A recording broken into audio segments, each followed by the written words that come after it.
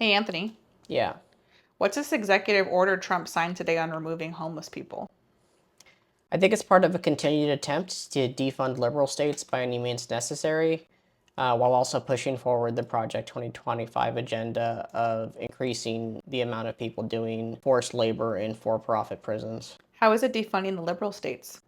Well, a big part of what the executive order does is essentially set new requirements on what's required to combat homelessness. Specifically, it talks about enforcing prohibitions on urban camping and loitering and squatting to the maximum extent permitted by law. So, essentially, arresting homeless people and putting them in prisons. Then talks about removing funding from any states that are not complying with that, right? We all know that that's basically targeting Los Angeles directly. LA does have a big homeless problem, as do a lot of states which have big cities in them. And this is going to allow them to specifically, just remove additional funding from liberal states. They've tried it through education, they're trying it through healthcare, and now through the guise of decreasing homelessness they are going to be defunding liberal states that don't comply with their agenda. I think we can all agree that there is a problem with homelessness. I'm from LA myself, and we see it every day. But rather than looking at data driven methods to solve homelessness, like, first of all, just increasing housing, a huge problem with homelessness is the housing crisis and the cost of living. So rather than addressing things like that or other data-driven methods such as harm reduction, temporary housing programs, social safety nets like SNAP and Medicaid that reduce the financial burden of somebody of just living in the first place.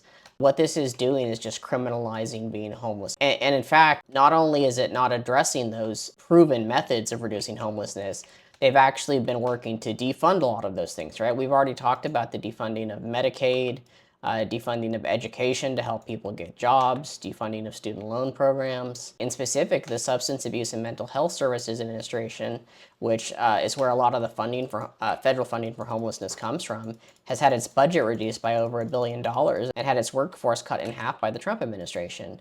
Which is talking about just dissolving it completely into the rather dystopian named Administration for a Healthy America.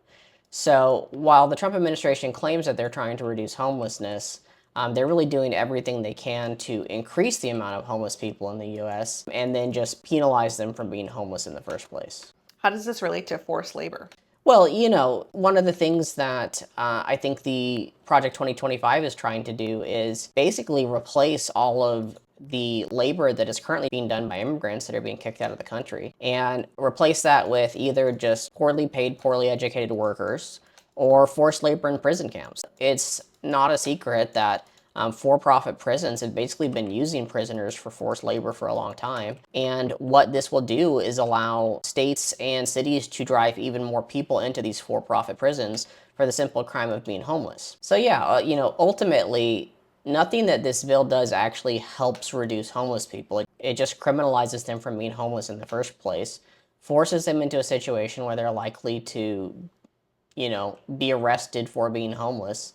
And to quote the viral sound that I've been hearing a lot recently, if you want us to be forced to work but don't want to guarantee the necessities for the people, necessities like healthcare, education, food, then that's slavery. And that's, exactly what the Project 2025 and all these tech billionaires want. They want essentially slaves for their corporations, and this is their way to get it, among other methods.